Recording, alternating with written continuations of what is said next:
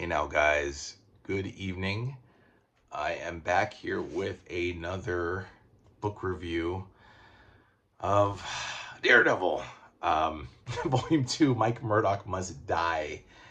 Oh boy, how I wish he did sooner. Um, it's funny, a wise man just told me that uh, this is probably Stanley's dumbest idea, and he's right. This is pretty surprising stuff to be presented to us. Couple things. Uh, I know Stan Lee wants us to have a good laugh. I know Stan Lee also wants us to, and I say I know only because from what I'm reading, I should say not that I know. It just feels like he really wants to impress us with his wit, his humor. Um, you know, Stanley's a big Woody Allen fan. He's made references to Woody Allen, in the past. I'm sure probably Don Rickles or Jonathan Winters back in those days in the 60s were pretty big. I don't know. This is Stanley's opportunity to give Matt Murdock color and humor.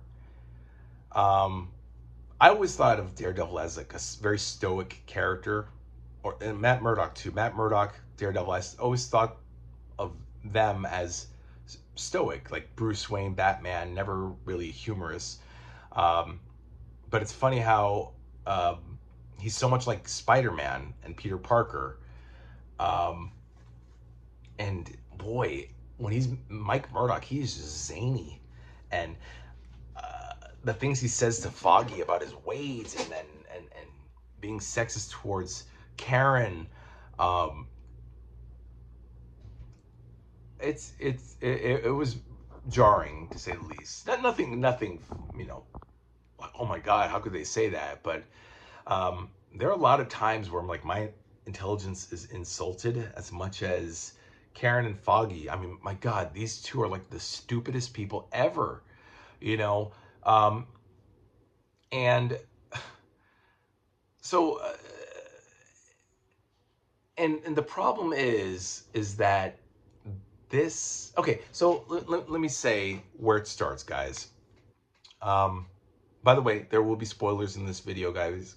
So if you don't like spoilers, leave now. I won't blame you.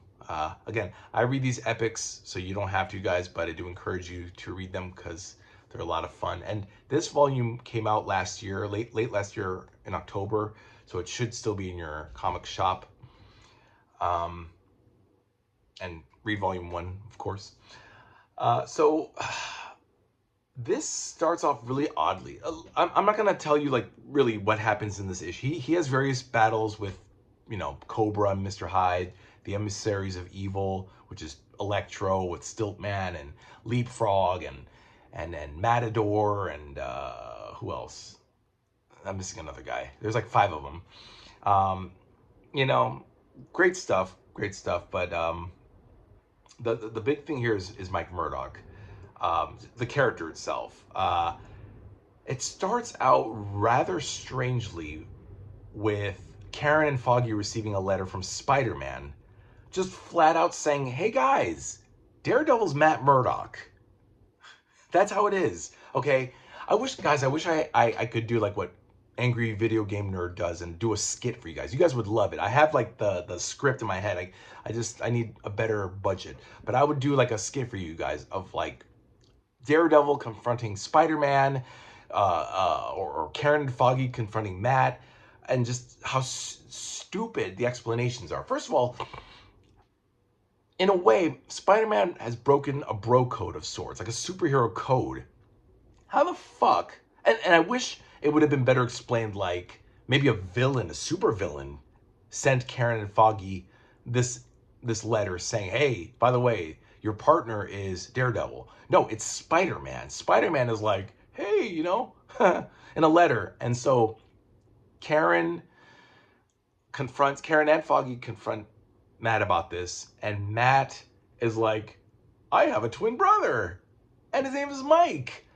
And Foggy, of course, is like, you never told me you had a brother. We've known each other since college. And he's like, oh, yeah, well, I forgot this. The explanation is so stupid.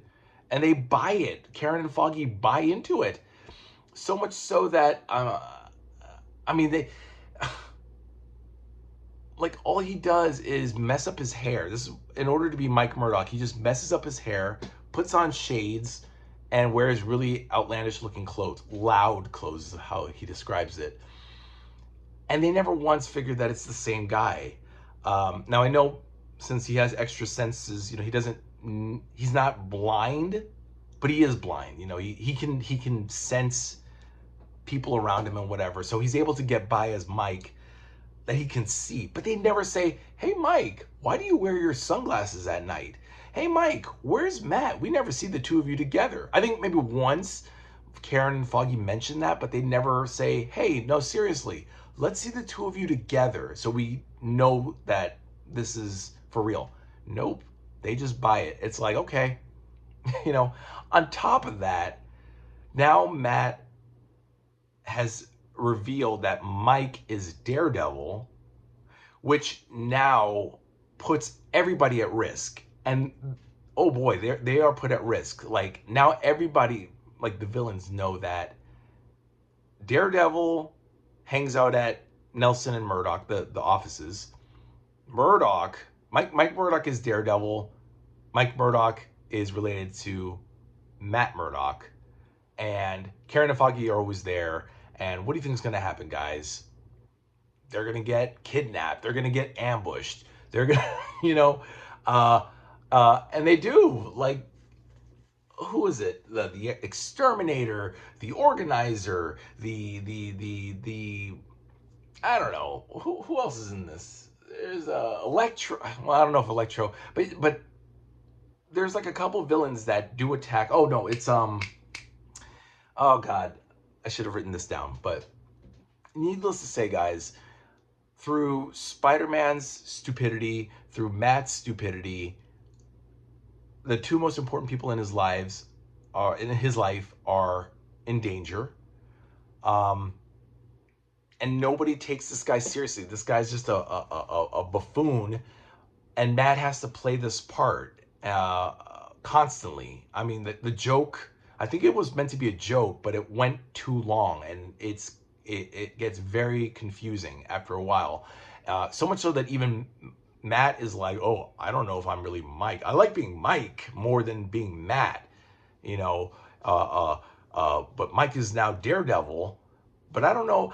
He says, like, I feel like I'm more like Mike, and I don't know if I'm really Matt anymore. So, is he losing his mind? Is he going crazy? Like, there's questions there that maybe Daredevil is like Moon Knight in a way. Like, he's losing his mind. But it's the 60s and it's Stan Lee, so he always wants to keep it light. He doesn't delve into any kind of pathological reason for this.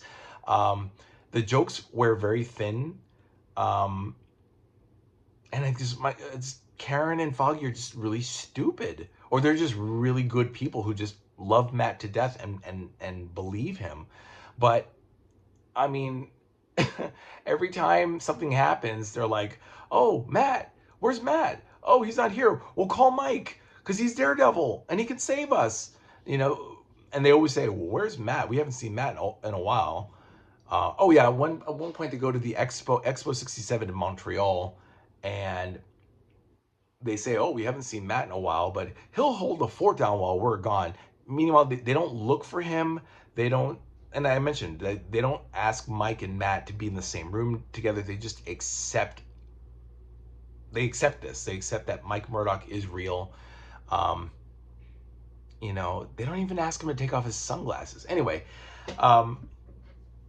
my intelligence was very much insulted. And Stanley, I'm not going to go on a rant or rave, guys, but this is really a dumb idea. They should have spotted this right away, because it's not even a wholly good idea.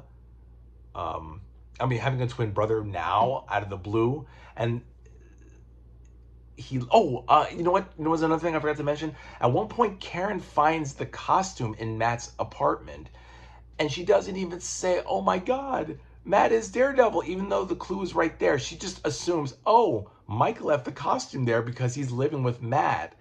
Um, Again, I think that's more of a Stan Lee choice so that the ruse continues. But it's this very storyline between 39 to 41, which wraps up this volume, where she almost figures it out, but she doesn't. So then Matt decides, I'm going to kill off Mike, and has him blown up with the Exterminator and the Unholy Three.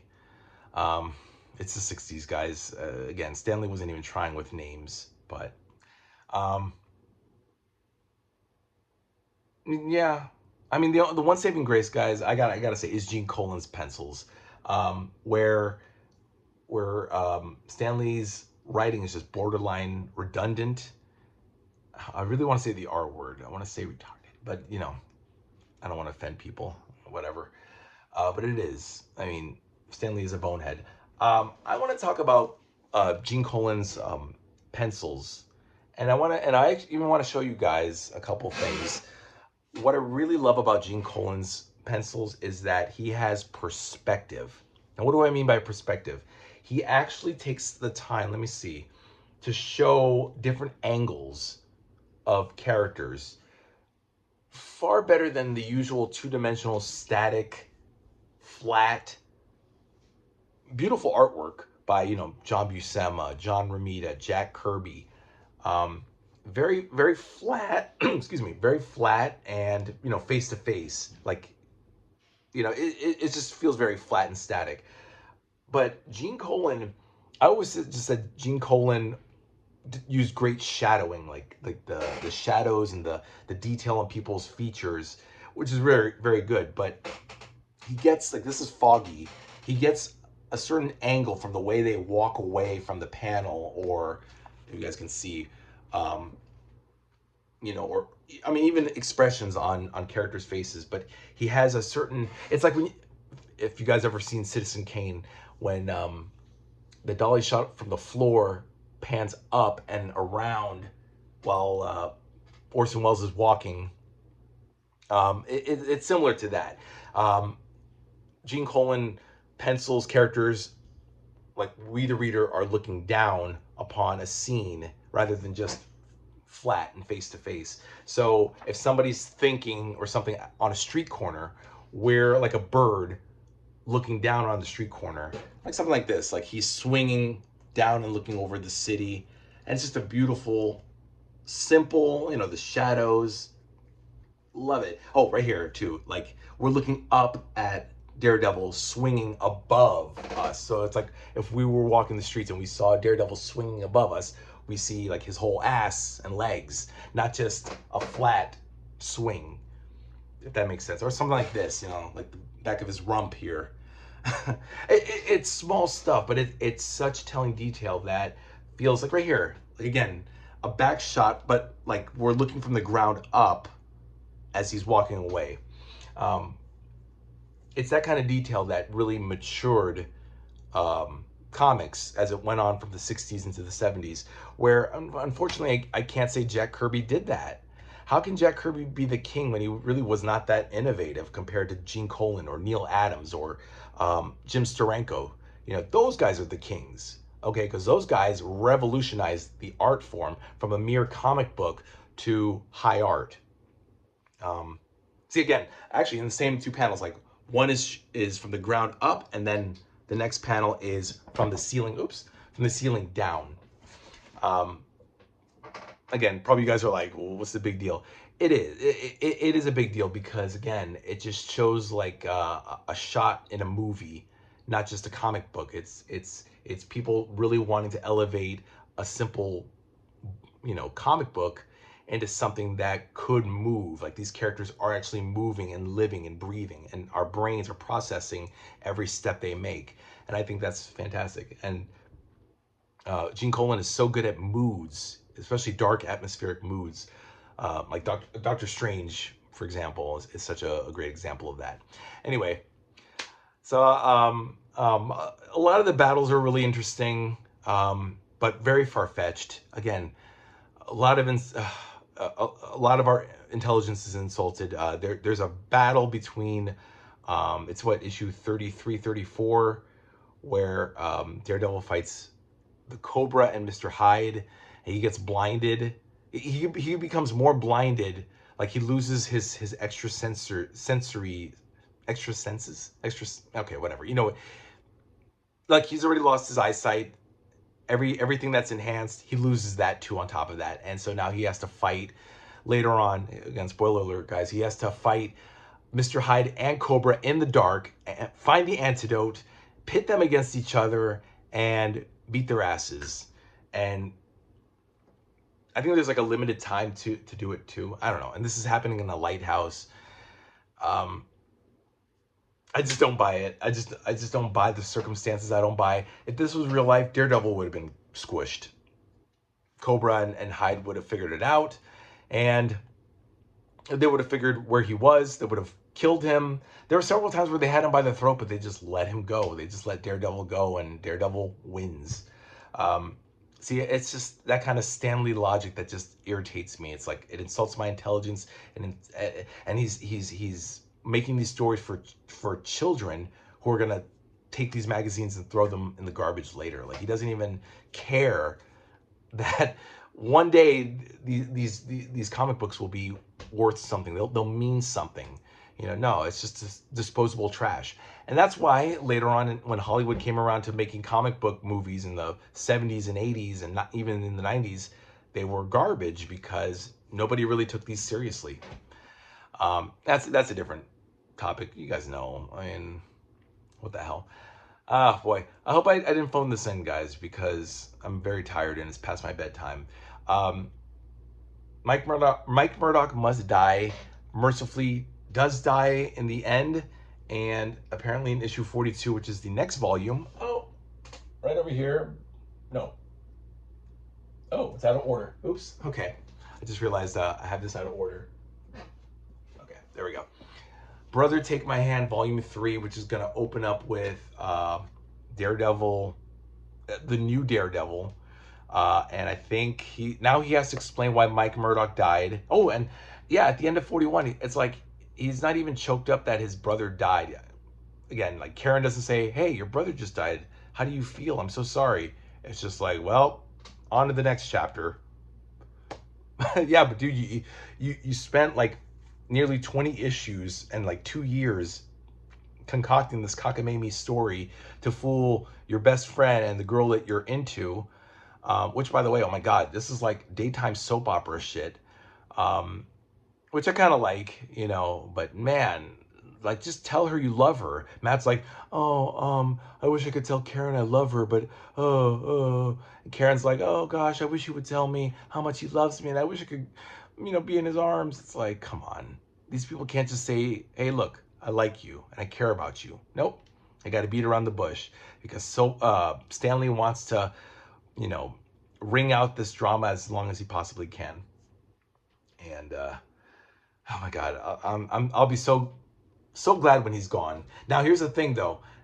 He's going to be replaced by Roy Thomas, and if it's anything like Sergeant Fury, I'm not looking forward to it. I'm still traumatized by Sergeant Fury. God, I dread the day when they announce Volume 3. But Volume 3 of Daredevil is the next book, Brother Take My Hand. 1968 to 1970, and it covers just issues 42 to 63. So we'll have that next. And Barry Windsor Smith also jumps on too. Gene Colan, Barry Windsor Smith, Stanley, Roy Thomas. So that's that, guys.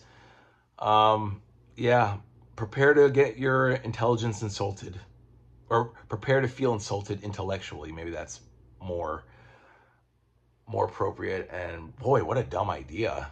It's a really dumb, not funny, not exciting. It's very careless. It's very tacky. It's very crude. I mean, every chance he gets, Matt, and remember, it's Matt. He's calling Foggy Chubbins, Pudgy, Fat Boy, Doughboy. Oh, and Karen is a chick, a hot chick. I think he called her a tomato. And they're just like, ugh. But of course, Karen is strangely attracted to Mike because I guess he's a bad boy. but he's a fool. He's a dope. He's like a dopey guy. And I actually like Foggy saying, "Oh, you're that idiot, lame-brained brother of Matt's," and it's like, just kick his ass or whatever. But no, you can't, because he's afraid that, because it's Foggy. Foggy's a pudgy, chubby dope. Nah, he's a good guy, but boy, a bunch of tards. They really are. All right, guys, that's that. I could go on and on about that. Let me know what you guys think in the comments down below. Uh, yeah, I mean, it, great. Again, loved Gene Colan's pencils. The artwork is phenomenal. Oh, we get the Fantastic Four issue 73. Oh gosh, you know what? I should talk about that Doctor Doom. Doctor Doom switches bodies or switches minds, or he switches the mind of Daredevil and his own into the other's body, and hilarity ensues. No, actually, it's not. Although another dumb Stan Lee plot. Like it sounds cool on paper, but again, the end result is just very unsatisfying and leaves a lot to be desired. So this next volume, he's going to be gone, Stan Lee, and we'll get Roy Thomas. So hopefully he'll do like what he did for Conan, which I doubt, but we'll see. All right, guys. Hope this was good. How much time is that? 21 minutes. Oh my God, guys. Just skip to the end. All right, guys. Have a good night. And I'll see you in a couple days with Volume 3. Bye now, guys.